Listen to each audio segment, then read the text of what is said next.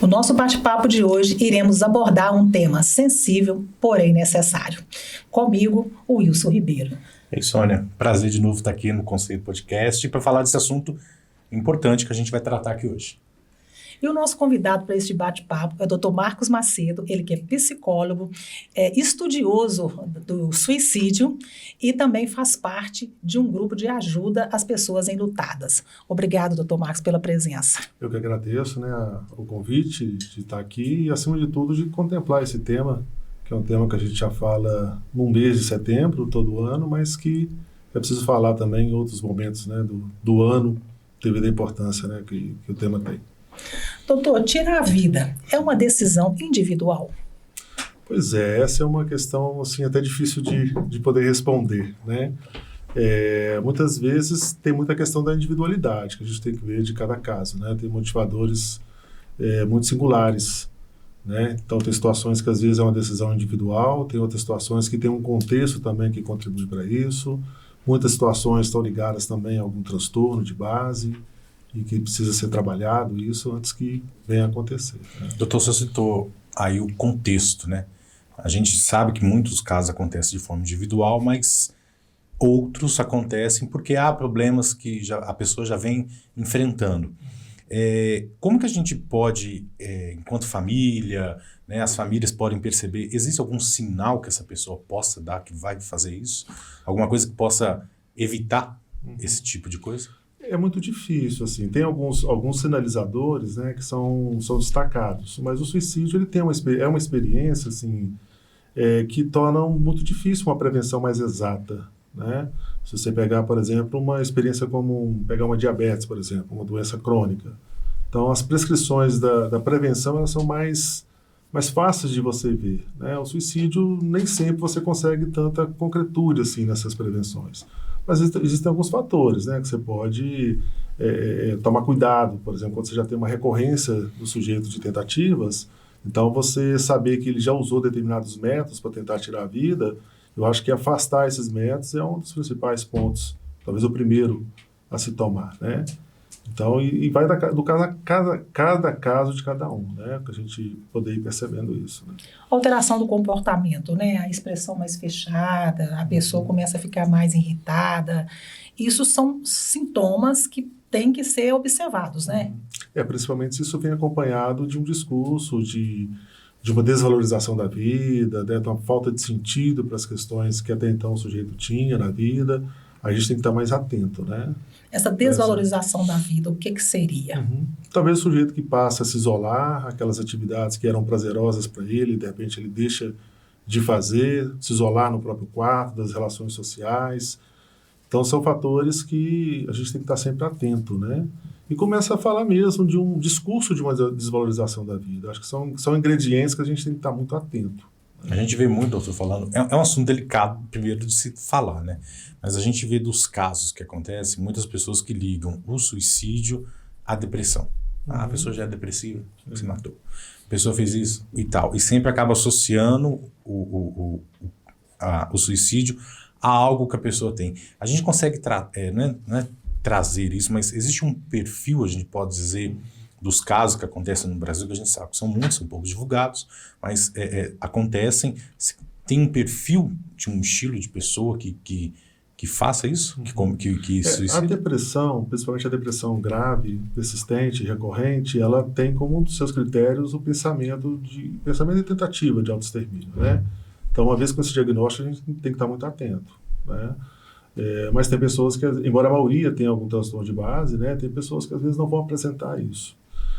Eu costumo assim, dizer que todos nós, de alguma forma, nós temos uma condição, digamos, suicida. Em que sentido, né?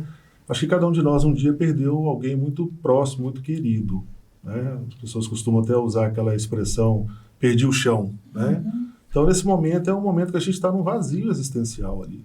Né? Então, quando você não tem sentido para a vida, você tem as condições de tirar a própria vida.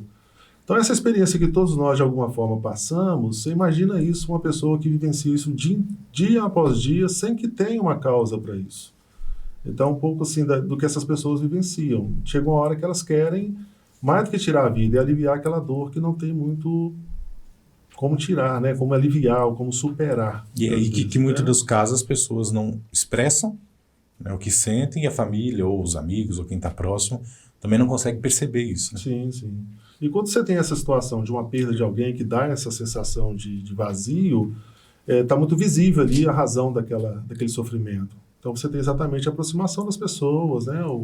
O acolher ali, isso dá um certo suporte. Você imagina uma pessoa que vivencia uma situação até de uma perda, ou de algo muito íntimo dela, e que às vezes por ser íntimo não é possível expressar isso. Ela vai ficar com aquele sofrimento sozinho ali. Então isso é uma condição assim muito vulnerável, vamos dizer assim, por uma tentativa de autoextermínio. A pessoa, na verdade, ela não quer viver ou ela não quer sofrer? Às vezes ela não está dando conta daquela dor, né? E pela ausência de sentido, né, que ela não encontra, aí acaba tendo como única resposta tirar essa dor. E tirar a dor muitas vezes vem pelo tirar a própria vida, né? Uhum. Eu tive um período que eu trabalhei no hospital aqui municipal, assistindo, né, alguns casos de transtornos mentais, e dentre eles a tentativa de autoextermínio. E em muitos casos a gente via muito isso, assim, sabe? A pessoa, ela fazia tentativa, ia para o hospital, fazia todo aquele trabalho, geralmente de desintoxicação, que era, a maioria dos casos era de ingestão de medicamento, né? E aí, muitas vezes, quando você ia conversar com a pessoa já tinha se recomposto, né, daquele ato, foi uma coisa impulsiva naquele momento. Quando você ia verificar a história de vida, não era uma pessoa que vinha com pensamento persistente, que por um tropeço da vida ali, ela, numa impulsividade, ela acabou cometendo um ato. Então, tem muitas situações que são assim, né, que a pessoa, às vezes, faltou recursos internos ali para lidar com uma situação angustiante, alguma situação de perda, por exemplo, né? Quando ele fala da questão do autoextermínio, a gente vê às vezes pessoas no volante em alta velocidade, outras também que às vezes precisam de fazer uso de medicação porque tem algum problema de pressão, diabetes e outras coisas e não o fazem. Uhum. Seria um autoextermínio? Não dessa forma, talvez, como a gente entende, né, um suicídio, mas tem um Porque ato, vai no dia a dia, um ato né? autodestrutivo ali, né? Aos poucos. Né? Aos poucos, né? né? Uhum. E Inconsciente, aí, mas casos sim, como né? esse não vão entrar muitas vezes na estatística, porque não tem, assim, é muito subjetivo isso, né? Mas você vê muitas vezes que o sujeito está entrando num ato autodestrutivo. Do jeito que às vezes é usuário de drogas, está ali se consumindo, sabe que aquilo ali está levando à morte, mas não consegue dar conta. Assim, né? Então não é um suicídio assim, intencional, no sentido de estou tirando a minha vida, mas de certa forma está tendo um ato autodestrutivo ali. Né? Doutor, quando a pessoa pensa em tirar a vida dela, se alguém intervir ali naquele momento, a pessoa consegue conversar com a pessoa e a pessoa consegue voltar à sã consciência, porque neste momento a pessoa não está consciente dos atos dela, né? Pois é, isso é sempre do caso a caso, né? Mas uma vez que você percebe aquela intenção, a possibilidade de demover daquela ideia, ela é muito maior. Né? De conversar, de poder entender, né, as razões que estavam ali implícitas, né? Isso aí, com certeza, tem uma contribuição. A grande dificuldade é que nem sempre a gente tem essa oportunidade, né, de chegar naquele momento, quando você tem pessoas em que o suicídio ele vem de um planejamento e não de um ato impulsivo, como o que eu falei agora há pouco, torna-se mais difícil, porque a pessoa planeja aquilo ali, ela vai planejando, e às vezes é possível você perceber, se a gente estiver bem atento, que tem alguma coisa sendo planejada ali, pensada, mas muitas vezes isso escapa, né, a gente não consegue dar conta de... Eu queria pegar um planejamento. Eu queria né? pegar esse gancho que você falou do escapar, né? A gente não consegue prever, né? A gente, enquanto nós somos fora, a pessoa que quer cometer suicídio não tem como prever. O senhor acha que nesse ponto, questão, a pessoa que pensa em suicídio, igual você falou, há um certo problema, há alguma dor, algo que aflige essa pessoa. Nesse ponto, temos ali o lado da pessoa que quer suicídio. E de um outro poderia ter uma solução, vamos assim dizer, que seria uma terapia, um acompanhamento profissional. Existe algum estudo, algo que mostra por que essa pessoa não procura essa ajuda? Ou já é algo para ela no sentido de está esgotado, já não tem mais? Muitas vezes a pessoa está em tratamento, né? Mas ela está no tratamento medicamentoso, na psicoterapia. Nem sempre, quando tentam, elas estão sem esse tratamento. Esse tempo que eu tive no hospital mesmo, os casos que chegavam lá, a maioria eram pessoas que vinham de um tratamento. Tanto é que a maioria das tentativas, o método era a própria medicação tomada, obviamente, em excesso, com o objetivo de tirar a própria vida, né? Mas caso pessoas que não usam medicamento e acabam cometendo suicídio, na sua opinião como profissional, você acha que uma terapia, um acompanhamento de um profissional, nesse exato momento, que a gente, dos casos que eu já vi, são jovens, adolescentes, que acabam cometendo por algum motivo, e que a gente vê que são jovens, adolescentes, um perfil, por isso que eu te falei do perfil, de pessoas mais fechadas, né? Você acha que esse contato com a terapia, no primeiro momento, sem o medicamento, ajudaria em alguma coisa? Eu acho que os dois talvez ajudaria, com certeza, né? Eu te falo assim, a maioria das pessoas, elas já têm prévio um tratamento, ou parou, voltou, mas geralmente elas vêm de um histórico de um tratamento, não só pelo suicídio, mas por algumas coisas ali que já sinalizavam a necessidade de um tratamento, né? O tratamento é eterno? Pois é, aí depende do caso a caso, né? Se você pegar uma pessoa que tem ali um transtorno já diagnosticado, de um transtorno depressivo recorrente ou persistente, que é uma coisa que vai persistir pelo resto da vida, muito provavelmente essa pessoa vai estar sempre num acompanhamento, né? Uma medicação ali para estar dando esse suporte, né? Mas são as pessoas que às vezes têm uma tentativa por episódios, ou quadros depressivos episódicos, talvez nem tanto. A gente vai ter que estar sempre atento, né? Acho que depende muito do caso a caso, assim, né? E a gente vê, em questão da mídia, né? Os jornalistas, o suicídio não é divulgado como vamos supor, como um crime, né? Que todo dia acontece. E há aí um certo cuidado nisso para não incentivar. Mas a gente vê muito em questão da mídia, por esse lado, um incentivo, mas a gente tem muito hoje o celular, que acaba fugindo à regra nesse ponto.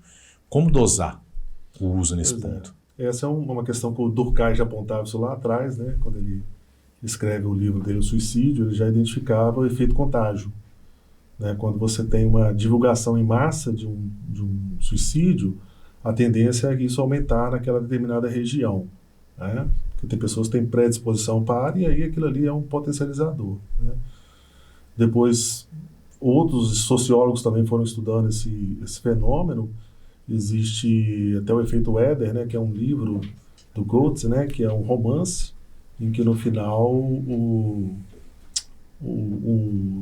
rapaz suicida, né, isso no século XVIII, e depois que é lançado esse livro, ele vai tomando uma proporção na Europa muito grande e vai aumentando o número de suicídio, né? E não era só uma coisa coincidência, porque as pessoas que eram encontradas ou estavam com o livro no bolso ou estavam com as próprias vestes do personagem principal, né? Então mostra que tem, por isso desse cuidado da mídia, né, de poder não noticiar, não colocar de uma forma assim glamorizando o suicídio. E aí a gente vê outros históricos na nossa história, né? O Robbie Williams é o mais recente, cometeu suicídio, e na região lá dos Estados Unidos houve um número crescente de tentativas de suicídio. Então tem sempre essa preocupação, só que hoje, como você falou, né, a mídia oficial toma esses cuidados, mas nós temos a internet onde isso está meio que à solta. Um fenômeno que tem acontecido com uma certa frequência, que é a exposição, pessoas que às vezes tiram a vida ao vivo, transmitindo pelas redes sociais. Então a gente tem um espaço aí não controlado, né, que gera um impacto muito grande. E você acha, só um minutinho, você acha que essa exposição nas redes sociais incentiva mais? Ah, com certeza. Da forma como ela sim, né? Que a gente falava mais cedo, né? Hoje em dia, a própria internet, ela toma esses cuidados. Você clicar ali no Google suicídio, ele vai ter um filtro, que vai tá perguntando se você, qual a sua idade e tudo mais. Já é um controle, mas eu acho que não dá conta de tudo, assim, né? Eu acho que da forma como é exposto, acho que com certeza igual a gente vê tem os seus efeitos, né, desses ataques, por exemplo, que teve nas escolas. Eu ouvi falando que era tipo, em alguns casos, era um desafio de um jogo na internet, que a pessoa tinha que fazer isso, e quem cometeu, ao fim, tirava a própria vida, que era como se fosse campeão, né, como se tivesse ganhado o joguinho. Esses joguinhos, isso aí tudo acaba que é uma ferramenta não blindada. Né? Sim, ali por volta de 2016... a gente assistiu o fenômeno da baleia azul. Isso, eu estava tentando lembrar esse nome. Era muito isso, né? Era uma série de desafios e o último era um autoextermínio. E a gente viu naquela época o que isso gerou, né? O alarde que ficou, né? Várias pessoas perderam a vida fazendo esse jogo, virou um caos nas escolas. também uma série As 13 Razões, né, acho que da Netflix, também, que no final tinha ali um episódio de uma cena de autoextermínio, também gerou um impacto muito grande na incidência de tentativas. Né? Então, essa exposição assim, não informativa, ela tem esse potencial, às vezes, de suscitar naquele que já tem uma predisposição o ato suicida. Né? A pessoa não nasce suicida, né? Ela vai, no decorrer do tempo, adquirindo esse desejo, né? Ou não? Nós não temos ainda na ciência uma resposta, assim, se é alguma coisa genética ou, né, hereditária. Né? Então, tem muita coisa que é da sua constituição, da vida, né? ou quando está ligado a algum transtorno, como consequência, como um quadro depressivo grave, né? É uma coisa que a pessoa vai ali persistir ao longo da sua vida. Agora, se essa pessoa ter um filho, se esse filho vai ser transmitido, isso é uma coisa que a gente ainda não tem muita clareza e muita consistência de uma afirmação de uma hereditariedade dessa natureza, sabe?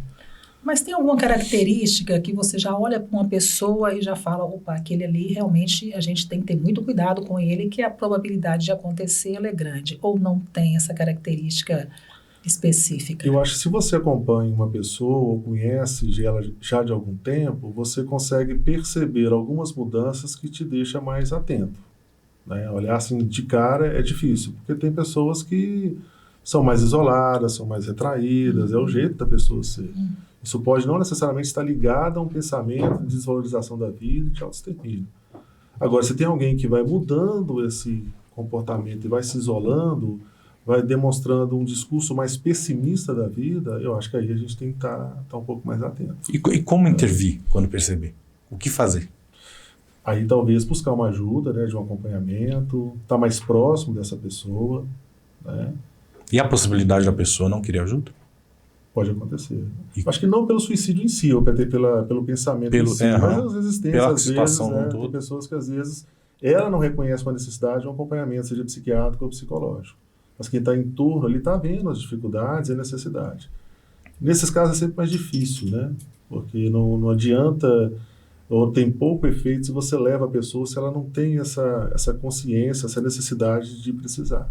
Então, você pegar aí um pré-adolescente, que os pais estão vendo um quadro dessa natureza, todo o convencimento ou levar esse adolescente a um acompanhamento vai ter pouco efeito se ele não sentir que aquilo ali de fato é alguma coisa que ele precisa, né? Às vezes surte um efeito dessa forma, mas é menor do que quando a pessoa tem a própria consciência, né? E busca ali um acompanhamento ou aceita, né?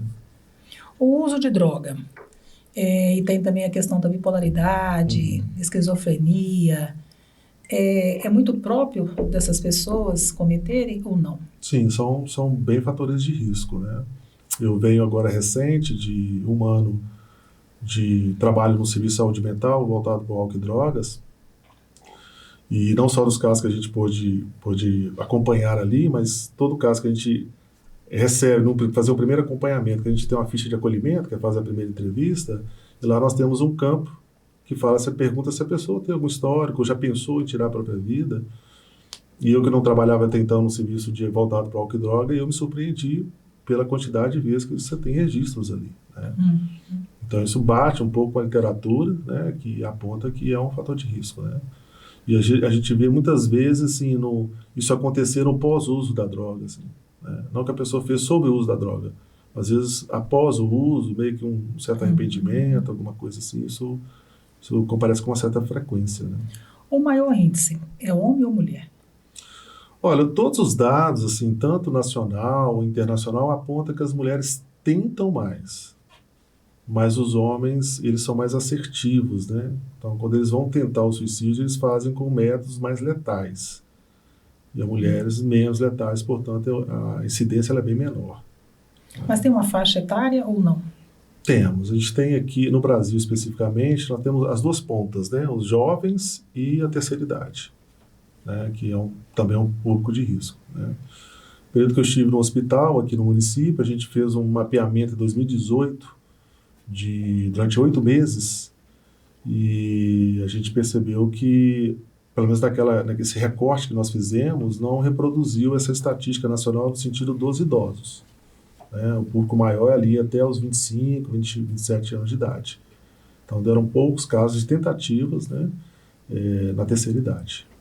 Doutor, e como... De 5 casos, me parece. E como a gente pode pensar após o suicídio em questão da família?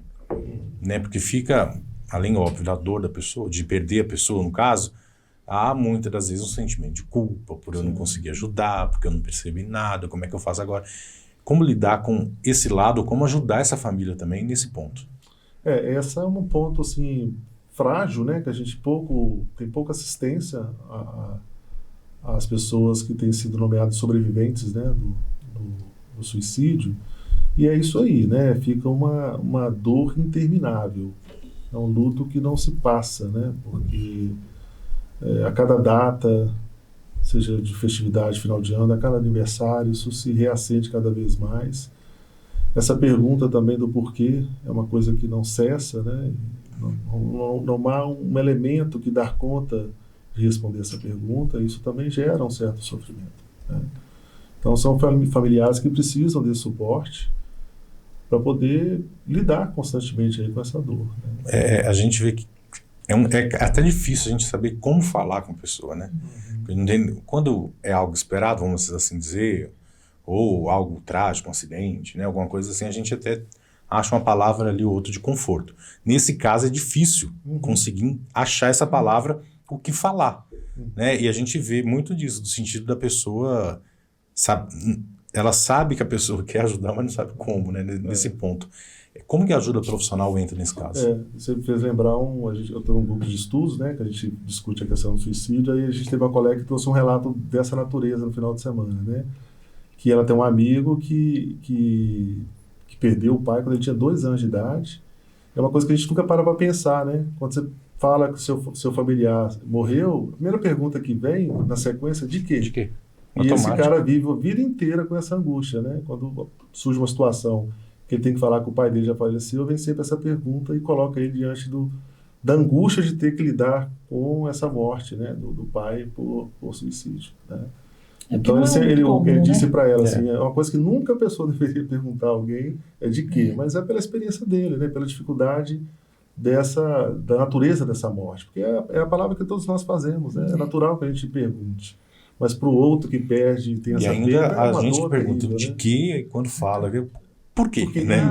Aí deixa a pessoa mais confusa ainda. Aí é difícil, né? Porque aí a pessoa fica... Isso porque ela não tem, né? E aí ela é confrontada de ter que dar conta. É um luto, vou usar a palavra que a Sônia usou, nesse caso, é tipo um luto eterno? Carregado de culpa, né? Carregado de culpa? Muitas vezes sim, né? Nós tivemos diferente das outras mortes, né, no caso. Nós tivemos a jornada de psiquiatria agora recente, né? A presença da Vivian, que é uma colega de Belo Horizonte, que ajudou a gente a montar, né, o nosso grupo aqui de apoio. Ela trouxe uma fala muito interessante, assim, que ela até então ela considerava o luto, né, pelo suicídio o pior de todos, mas ela vê que é o segundo, né? O primeiro para ela é aquelas pessoas que têm familiares que se perderam, né? Estão desaparecidos. E aí realmente você não sabe mesmo. Você não sabe, você não tem a notícia, né? Mas depois, com certeza, é o luto do suicídio, porque a pergunta não cessa, né? Ainda mais quando você tem mais filhos, né? Aí um se vai, aí você não sabe como é que ficou a cabeça do outro. Aí é mais preocupante, né, doutor? Sim, também, né? Sim. Uma terapia em família seria uma ajuda? Acho que sim. Quando há casos de filhos, depois de uma perda trágica como essa, eu acho que é bom ter um suporte, né, para poder até ajudar nesse processo, né? Existem também muitas questões sociais envolvidas com isso, né? Assim, muitas vezes julgamentos, né? A gente tem uma história secular aí que o suicídio na Idade Média foi tido como um pecado, como um crime contra Deus. Hoje a gente sabe que a igreja não se posiciona mais assim, mas a gente tem resquícios desse discurso ainda, né? A gente tem relatos de pessoas que falam isso para o familiar que ficou, né? Seu filho pecou, seu filho não vai para o céu. Então, assim, diante de uma dor da perda, a pessoa também tem que lidar com esses julgamentos, digamos assim. Né? Falta de Deus, falta de serviço. Tivesse rezado, tivesse na igreja. Então, são falas que vão aumentando mais ainda esse sofrimento, né? de quem fica. Eu acho que um suporte nesse momento de dor, não só de terapia, mas acho que também o conforto de quem está próximo, né? De acolher nesse momento difícil, acho que vai ajudando essa dor a ficar menos insuportável. né? Você fica procurando o culpado, né? Aí você usa Deus, você usa tudo, né? Tudo. Quando também tem a questão do arrependimento. Geralmente, quando a pessoa passa por este processo, né, que ele tem um tempo, né, que você tem essa intenção do suicídio, aí vem o arrependimento ou não? Pois é, aí a gente vai entrar novamente no caso a caso, porque se a gente pegar uma pessoa que tem um transtorno depressivo recorrente grave, em que isso é um pensamento constante, a tendência é essa pessoa persistir nesse pensamento e o risco, né, de vir a cometer um outro ato, né? Se alguém que não tem um quadro dessa natureza, essa persistência enquanto um sintoma de um transtorno, é possível que talvez ela ressignifique isso, né, no sentido ou de uma vergonha, ou de refazer disso, né, desse ato que ela cometeu. Os exemplos que eu citei agora há pouco, né, pessoas que foram pela impulsividade, que depois a gente ia tentar conversar ali 40, 50 minutos depois que ela deu a entrada no hospital, algumas não queriam nem conversar com o psicólogo, e ali já estava resolvido, ela só queria ser liberada do hospital e seguir a vida dela. E como o hospital é um espaço pontual, né, a gente não tem uma perspectiva de acompanhar essa pessoa a longo prazo, a gente faz uso da rede, né, da atenção básica, que vai acompanhar, e às vezes a gente tinha retorno dos colegas nesse sentido. Assim, Marcos, a gente já foi lá, já fez visita 2, 3 vezes, a pessoa já está trabalhando, já seguiu a vida dela. Então é alguém que talvez aí ela ressignificou esse ato, nesse caso, né? Mas tem pessoas que vão persistir, né? Vai ter isso como um sintoma mesmo de uma doença, né? A questão da medicação também, o Wilson até entrou sobre falando isso lá no início, também é primordial também que a família acompanhe a medicação, né? Porque tem gente que compra aquele monte de remédio, vai estocando e chega uma hora, toma tudo e dá os problemas também, né? Ou não? Assim, para quem faz o uso desse método, já tem um histórico, como eu falei, a primeira ação é você tirar o método, né? Assim, afastar aquele método que ele usa para tirar a própria vida. Então, nesse caso, a medicação ela tem que ficar sob controle. Mas não só isso, né? Se você tem um paciente que às vezes não tem uma boa adesão medicamentosa, é importante ter esse monitoramento do familiar. Porque se a medicação ela vai trazer, por exemplo, um estabilizador de humor desse sujeito, e ele tem uma resistência a tomar essa medicação pelas mais variadas razões, então essa medicação acaba que não vai fazer efeito, né? Se ele não está tomando, ou se está tomando de forma irregular. Então acho que vai nas duas direções, né? Está um pouco mais próximo para garantir que essa medicação traga um efeito para aquele humor, pensando nesse caso, né? E também nesse caso de fazer o uso da medicação como uma tentativa de tirar a própria vida. Porque muitas vezes a gente pensava assim, a pessoa fez para atingir a família, né? Muitas das vezes, acredito que não, né, doutor? Eu acho que é totalmente inconsciente, né? Às vezes tem um sofrimento ali que, como eu falei, é a dor que está insuportável, né? Pode ser que essa dor tenha uma relação com alguma questão de ordem familiar. Pode ser, mas é pela insuportabilidade da dor que às vezes o ato ele é cometido.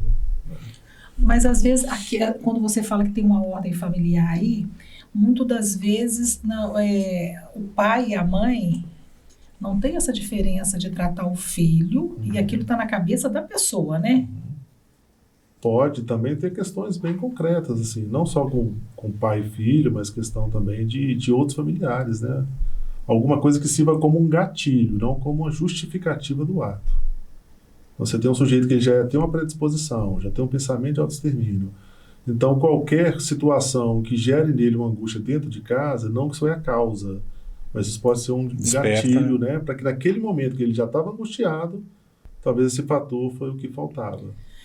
Sempre falam que as pessoas que cometem deixam alguns sinais. E que esses sinais são sempre percebidos após o ocorrido, que talvez você conseguiu visualizar, mas você não fez aquela leitura. Você só consegue fazer aquela leitura depois, onde que muitas famílias, às vezes, ficam totalmente, se sentem culpados porque não conseguiu, né, fazer a verdadeira leitura. É assim que funciona, doutor, na maioria das vezes? Isso gera um sofrimento a mais para a família, porque fazer a leitura disso retroativamente é uma coisa, no dia a dia é diferente. Então, às vezes, não é que a família ali não fez uma intervenção que deveria ser feita. Ela não deu conta naquele momento de perceber aquilo ali, como não deu conta de fazer muitas coisas, né? Então, assim, às vezes isso gera um sofrimento familiar que ele vai retroagir, trazendo isso muitas vezes por uma culpa, né? Pô, naquele dia ele me ligou, não pude atender. Se eu tivesse atendido, talvez não. né? Não é a razão de não ter atendido, mas isso muitas vezes Se culpa por isso. fica como um elemento de culpabilização. Assim, né? Se você pega uma pessoa tentando cometer o ato, o que você deve fazer? Porque talvez aquilo ali você consiga falar de forma que você consiga convencer a pessoa de não realizar de fato aquilo ali. Mas pode acontecer que talvez a forma que você chegue ao local, né, possa até de repente a pessoa fazer até mesmo sem estar com 100% de vontade. Dependendo muito do cenário, né? Estou lembrando aqui de uma situação no serviço de saúde mental onde o sujeito fazia esse movimento e ele estava já com o objeto em corte, né? Muito pessimista naquele momento. E ali, naquele momento, por mais que eu o acompanhasse, o meu recurso foi tentar identificar alguém que fosse mais próximo dele. Então, tinha um familiar que ele não queria estar próximo, tinha um que ele queria que chegasse, ligasse para ele. Então, acho que esse é a ponte que eu acho que vai ter o maior acesso a ele para não fazer aquilo ali. Agora, em momento algum, a gente pode deixar ele sozinho, porque ele estava ali com o objeto e, né, tem que estar próximo. Qualquer movimento que ele pudesse fazer, a gente não podia pensar 2 vezes. Tinha que fazer a intervenção. Então, assim, tirar o elemento que vai tirar a vida é a primeira coisa que a gente talvez tenha que fazer. Né? Seja o efeito que isso vai ter depois, no caso de alguém que você acompanhe, né, se isso vai ser ruim, porque ele, né, vai ficar, a transferência com ele não vai ser legal, mas ali o que está em questão ali é a vida. Então, acho que é tirar esse elemento. E depois, essa conversa, esse tentar trazer ele para a vida, vamos dizer assim, eu acho que é tentar usar os recursos mais próximos a ele ali naquele momento. Às vezes pode ser um profissional, pode ser alguém que ele tem uma escuta. Eu acho que o principal nesse momento é esse. Né? Existe alguma clínica psicoterápica que poderia conduzir essa pessoa e que chegasse lá, porque não é uma lavagem, né, de medicação que às vezes a pessoa toma, não é uma questão às vezes de droga, né, que você chega ali numa clínica e faz todo um tratamento. É um negócio muito mais complexo, mas existe clínica que recebe essas pessoas e que pode realmente ajudá-las? Especificamente do suicídio, não, mas a gente tem, por exemplo, em Valadares, 3 serviços, né, o CAPS, Centro de Atenção Psicossocial, para transtornos mentais. Existe o CAPS para álcool e droga, se tiver algum atravessamento de dependência química, e o CAPS IJ, que é o infanto-juvenil, se isso aparecer na infância e na juventude. Então, são 3 serviços que lidam com transtornos mentais graves e persistentes, e o suicídio está dentre eles. Né? Então, assim, qualquer um que a pessoa que souber de alguém aonde encaminhar, é para um desses 3 serviços. Mas quem pode participar? Qualquer cidadão, né? Indiferente de ter alguém na família ou não? No sentido de ir até lá? De ir para aprender, saber como é que funciona, de ajudar. Pode ir, qualquer um pode ir. Qualquer um pode. Às vezes você tem uma situação que o paciente resiste ao tratamento, mas o familiar ir a esse serviço já é uma ajuda, porque lá ele vai ser orientado a como lidar melhor com essa situação. Doutor, e hoje os serviços, vamos assim dizer, de valorização à vida são muitos e em muitos casos também poucos divulgados e conhecidos, né? Aqui na cidade, o que a gente tem de exemplo, além dos CAPs, igual você falou? Pois é, nós temos uma rede, né? Uma rede de serviços, que uma vez que o ato foi cometido, a primeira ação é o SAMU. Então, o SAMU hoje, no próprio protocolo do SAMU, que atende urgências e emergências médicas, você tem lá uma capacitação para atender casos de autoextermínio. O corpo de bombeiro, muitas vezes também, está equipado para abordar esse tipo de situação, né? Às vezes mais equipado até que muitos profissionais da saúde. Nós temos hoje no município alguns leitos de psiquiatria para casos dessa natureza. Se o paciente chega com a tentativa e persiste esse pensamento, há um indicativo na internação. E uma vez que você desintoxicou ou tirou o elemento que causou um risco de vida e que não justifica do ponto de vista clínico ele ficar no hospital, mas eles têm ainda um pensamento persistente, ele vai sair e vai cometer de novo. Então, persistir no pensamento é um critério de gerar uma internação não clínica, mas psiquiátrica. Porque ele é risco, né? Continua com esse pensamento. Então, tem esses leitos, é um leito de curta duração, que geralmente vai fazer essa ponte com os CAPs. Né? Porque no leito ali vai ficar 15, 10 dias para uma estabilização, medicação, E aí o CAPS entra para dar sequência a esse acompanhamento. Uma vez que esse acompanhamento ele evolui, o paciente vai melhorando, ele vai sendo desligado aos poucos dos CAPs e vai sendo acompanhado paralelamente na atenção básica, que aí nós temos as equipes dos NASPs, né, Núcleo de Apoio à Saúde da Família. Tem psicólogo, tem assistente social, que vai monitorar o acompanhamento desse sujeito lá no território. Se percebe lá no território que há uma recaída ou dando sinais de uma nova tentativa, essa equipe do NASP, associando com o do CAPS, vai tentar dar um suporte a esse sujeito, antecipando. E ações como a do Setembro Amarelo, por exemplo, que é o mês de conscientização, né? Tem ali focado em setembro, mas no restante do ano, essas ações de conscientização ajudam? Sim, sim. É importante que a gente esteja o tempo todo, quando eu falo a gente, assim, da assistência, né, da rede pública ou das pessoas que fazem essa abordagem direta, tenha constantemente essa discussão, né, essa capacitação de como lidar com esse paciente. Né? É algo, a gente tem aqui em Valadares, por exemplo, o CVV, né? O Centro de Valorização à Vida, que é do telefone. O CVV me parece que com a pandemia ele foi desativado, eu acho que ele ainda não tem. Quanto espaço físico, né? Quando conversei há um tempo atrás com o Ronaldo, que era a pessoa responsável, o que ele tinha me sinalizado é que o CVV, inclusive, aproveitando a questão da pandemia, que virou tudo online, ele trabalhava, me parece, com uma lógica de não ter um espaço físico, mas as pessoas voluntárias fazerem esse trabalho da própria casa, né? E é um tipo de trabalho que ajuda? Sim, eu acredito que sim. Eu nunca porque vi porque a gente, né, da história que a gente sabe do CVV é a pessoa que tem esse tipo de pensamento, a pessoa que está com algum problema de depressão, liga e alguém do outro lado acaba ajudando de alguma forma. É como se fosse uma terapia. É uma escuta sem dar um direcionamento. Sim. Né? Algumas pessoas foram fazer, na época, vários alunos que a gente indicou para fazer o curso do CVV não deram conta de ficar lá, porque eles têm uma metodologia de apenas escutar, né? Então, se o cara está aqui com a arma, quer me matar, você só escuta, fazendo o sujeito falar. E parece que esse falar aí surte um certo efeito naquele momento. Então, não cabe ali naquele momento do CVV ligar para alguém ou chamar a polícia, pedir, não, isso aí é... Então, muitos alunos não deram conta disso. Tá ali não, só para escuta se o cara se matar lá, mas a gente não tem... Eu nunca vi, assim, estatística ou alguma coisa que aponta dados negativos do CVV. O que a gente vê são respostas positivas desse só escutar. Né? Até mesmo se a pessoa ligou é porque ela não quer, de fato, cometer aquilo. Ela escuta ali e tem esse efeito, né? Esvaziar ali aquela angústia, né? E às vezes falando, ela acaba... Tem cura, doutor. Você tenta hoje, aí você começa a fazer um tratamento adequado. Você consegue sair dessas crises ou não? Ou a pessoa tem que estar sempre com alguém por perto? Nesses casos de um quadro depressivo, de transtorno... Me responder, cada caso é um caso. Mas cada caso, de fato, é um caso, né? Porque vai ter muita singularidade em jogo aí, né? E nesses casos de uma dependência ou de um transtorno recorrente, né, que aquele é um sintoma que vai estar sempre presente, às vezes independente de uma perda significativa, o sujeito vai ter sempre essa visão do mundo de uma forma muito acinzentada, né?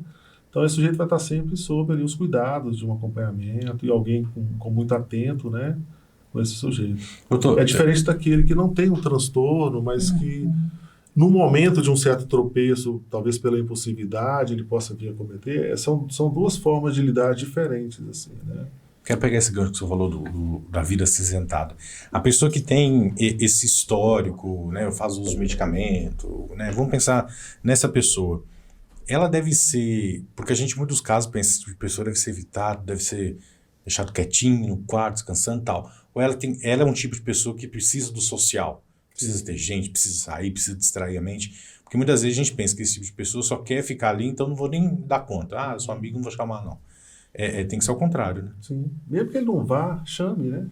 Ele tem que pertencer àquele lugar. Já chamei 10 vezes, não vem. Chama, você está falando que você está atento a ele. Né? Então essas ações também elas são muito importantes. Existe uma experiência que eu gosto muito de citar, que às vezes é uma experiência comunitária, que a gente, às vezes, num território onde a pessoa mora, que você costuma encontrar respostas também, né, que são terapêuticas. Que é uma experiência de Belo Horizonte, de um grupo musical chamado Meninas de Sinhá. Né? Era um grupo de mulheres de 40, 50 anos de idade, todas com diagnóstico depressivo, tomavam suas medicações, mas não encontravam ali sentido, né? Sempre com aquele... Nem todas com pensamento de autoextermínio, mas algumas sim, né? E aí, por uma ação de uma delas, que teve essa percepção da falta de sentido da vida daquelas mulheres, começou a convidá-las para fazer atividades manuais, fuxico, algumas coisas dessa natureza. E a reunião em torno dessa atividade manual, com o tempo ela foi sendo invadida pela música, né? Elas começaram a compor certas músicas a partir da história delas. Histórias de sofrimento, de muita tristeza. E aí, assim, moral da história, elas começaram a compor essas músicas. Por um dia lá na comunidade teve uma festa, elas se apresentaram nessa festa, isso tomou uma proporção grande ali no território.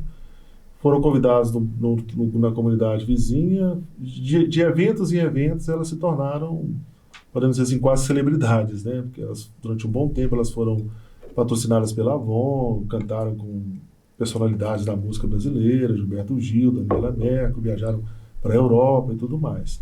Mas assim, para além desse caráter mais assim de sucesso, vamos chamar assim, a grande razão ali, o principal, é que todas elas encontraram sentido na música e deixaram de ter aqueles sofrimentos que era muito mais da sua existência, né? Inclusive tem relatos de umas com tentativas de autoextermínio que encontrou sentido para a vida e ali ela deu conta e cessou, né, esse ciclo de vida acinzentada, né?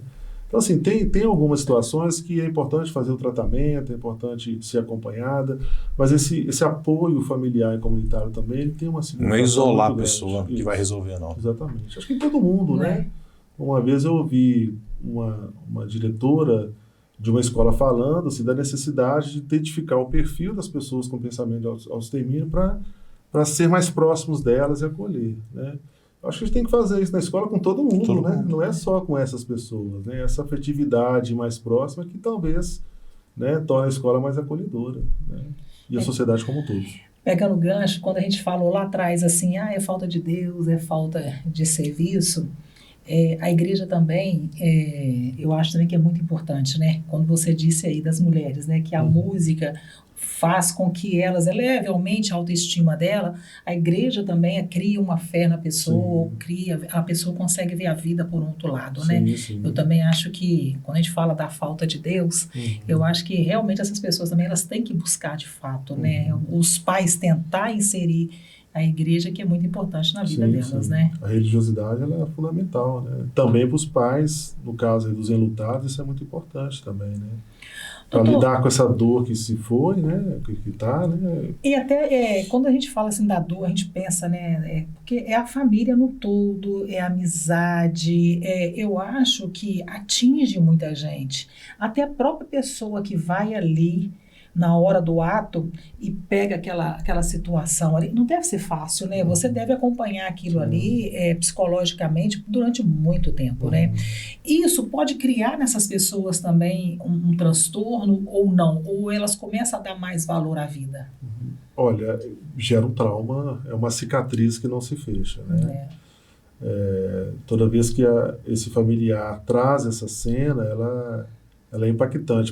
Quando a pessoa está ali relatando, parece que aconteceu naquele momento, né? Tamanha intensidade afetiva, né? Que fica essa cena, né? Então ela já é pesada a perda em si. Esse que tem essa oportunidade de presenciar ali o pós-ato pode levar a algumas situações de transtornos, mas o fato é que vai ficar essa cicatriz eterna, assim, sabe?